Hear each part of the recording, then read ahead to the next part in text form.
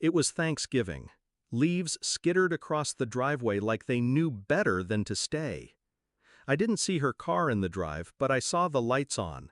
And then, him, her father.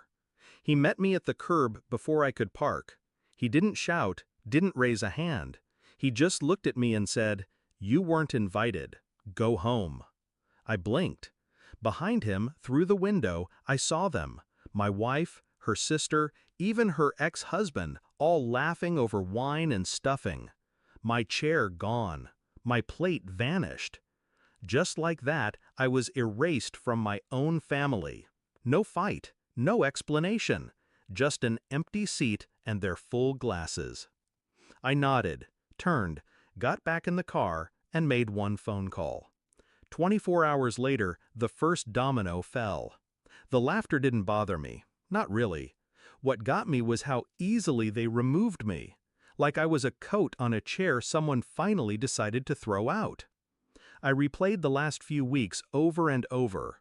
The late-night texts she never explained, the sudden trips to see her sister, the way she started sleeping with her phone under the pillow. Then the dinner plans she canceled, twice. The birthday I spent alone with takeout and silence. Still, I gave her the benefit of the doubt. That was my first mistake. She began slipping Brad into conversations. Brad used to do that. Brad always said that. Brad was her ex-husband. I didn't react, didn't flinch. But the moment I saw him seated at my table, in my spot, pouring wine like he'd never left, that was the moment something in me hardened. I was no longer a husband. I was a ghost with a score to settle. The next morning I logged in. Her phone, her tablet, our shared cloud drive she forgot I set up. Mistake number 2. Hundreds of photos, none of me. All smiles and secrets. Brad holding her waist, Brad fixing the turkey, Brad helping our son with his homework. My son, or so I thought. The boy had my eyes, but I started noticing little things. Blood types, allergies, a school form she filled out with different medical history. I swabbed his toothbrush when no one was looking. 2 days later, I had the results. Not mine, not even close. I didn't cry, I didn't scream. I just closed the envelope and scheduled a meeting with my attorney. I didn't call her, I didn't show up. I waited. Waited until she sent a message asking, "Are you okay?" Then another, "We missed you." I replied with one image, the paternity report. Minutes later, she called. I didn't answer. Instead, I sent her one more thing, a screenshot of the property title transferred out of both our names into a trust under my mother's. She couldn't touch it now. Then the surveillance footage, her kissing Brad on our front steps while I was in the hospital for a migraine. No words, no fight. Just data. And silence.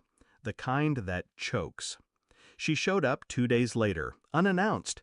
Tears, trembling hands, the whole performance. "I can explain," she whispered. I didn't invite her in. I simply handed her a folder. Inside, divorce papers, custody arrangements, and a clause relinquishing any claim to my estate. She flipped through, dazed. "You planned this?" I nodded. "I thought we had a family," she said. "You had a fantasy," I replied. "Please, you lied. You cheated. You used my name to raise another man's son while smiling in my face." She collapsed against the porch railing as if it could hold up everything crumbling inside her. But I didn't reach out. I let her fall on her own. It's quiet now. Too quiet, some would say. But I like it. No calls, no apologies, no more pretending. My son, his son, will grow up knowing the truth, when he's ready. Until then, I'll be the man who left not because I stopped loving him, but because I loved myself enough to walk away. Thanksgiving came again this year. I made my own dinner, one plate, silence as the main course, and I savored every bite. They fed me lies for years, so I taught them what it means to starve.